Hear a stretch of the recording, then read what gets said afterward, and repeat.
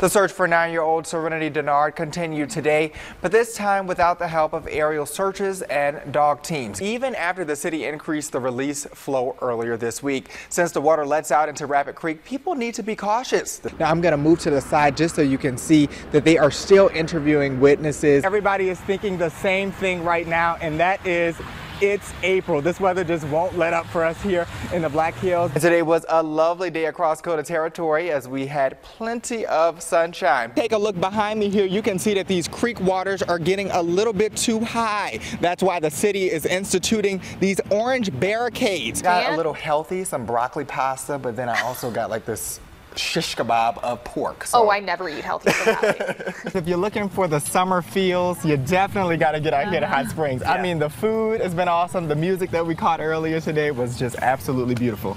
Well, Ethan, we're hearing all this stuff about a big heat wave, but you say tomorrow that may not be the case for us here in the Black Hills, but you know, we're kind of strange. Well, so I don't have a flip phone, but I'm still going to pull it out. Where did he find a flip phone? That's the real question. I don't know. I didn't even know those were still a thing. Well, who that said they go beat them Saints? Yeah, you guys did it. But wherever you're going across the city today, you're going to grab one of these ballots, make a decision, and put it in this box here.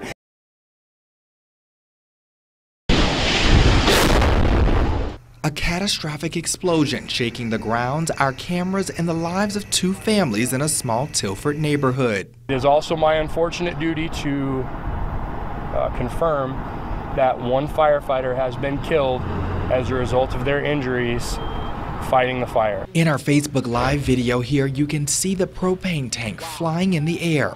The reason for the firefighter's death. It's just hard because you want to get home and find out how everyone's doing, and you can't get close to it because of the danger. Firefighters were able to initiate an attack on the fire, requesting mutual aid from first responders all across the area. They had one primary residence that was fully involved in fire, and they had a number of other outbuildings that were on fire, that were threatened by fire. As neighbors get more bad news. To hear that apparently one of the neighbors perished. And wait to find out if this fire took one life or two. 81 years ago, a young man from Pierre began carving a mountain that would become a legacy for millions to see. Now at 98 years old, he's still using his hands to keep the memory of these faces alive. A celebration in Keystone for a living legend. Known for his hands and work on one of the world's most notable landmarks, Nick Clifford's the last carver of Mount Rushmore still standing. Oh, Nick, you're too much. I'm happy that my health is good, and I plan on living quite a while yet. Friends and family from all over came to celebrate Clifford's 98th birthday and his gift to the world. And I have been in love with Mount Rushmore since I came here when I was 6. So the idea that I got to meet someone who created this mountain to me was just like I met a rock star. With the help of his wife Carolyn of 45 years, Nick's still putting a dent in history. He's been a wonderful man. He's very kind and generous and somewhat shy. You wouldn't know that since he's in the public, but he enjoys what he's doing a lot. He and Carolyn are still involved with the National Memorial today, providing answers to the many questions people have about the legendary mountain.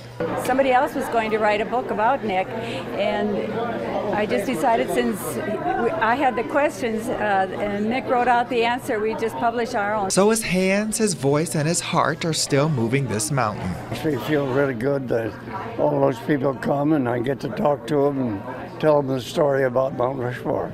Nick Clifford's been the last living carver for 12 years and hopes to keep living many more. On a breakfast run at McDonald's one morning, I met an individual with a heart bigger than the Golden Arch. I'm sure many others have as they ride her way too. Here's her story. Good morning. If you've been through the drive-thru at Rapid City's Cleveland Street McDonald's, chances are you've met Cindy Dowick. You? No, thank you. The 62-year-old from Miami has worked for the company for 15 years and takes pride in making her customers' days. They make me smile and I make them smile. After being diagnosed with a malignant cervical ovarian cancer more than 6 years ago and given 3 to 6 months to live, it's those same customers she would lean on in her battle. So I would look for the support through my drive-thru and I would ask them, "Can you pray for me, please?" In her window is where she met Holly Sortland, a pastor and now a close friend. She just started telling me, she's like, I need as many prayers as I can get. And she told me that she had cancer. And so then every time I drive through the drive-thru, I'd ask her how she was doing. Suitcase, big suitcase, little suitcase to mix up. Now on her 7th trial of chemotherapy, Cindy has one final wish before she goes and reaches a point she can no longer work or travel. That's to return to Florida to be reunited with her daughters, meet grandchildren, and to enjoy some real key lime pie for the first time. Sortland started a GoFundMe for Cindy that raised more than $4,000, with comments flowing from several of the people she's touched on that morning shift. If I had everybody's address, I'd send postcards. But I will find the key lime pie, and I will be eating that on the way. The big-hearted, full-of-life McDonald's lady says that drive-thru is her safe space, and she's grateful for the lives she's been able to touch. And next week, Cindy will fly high above those golden arches to get the most precious item on her menu, her family in Florida.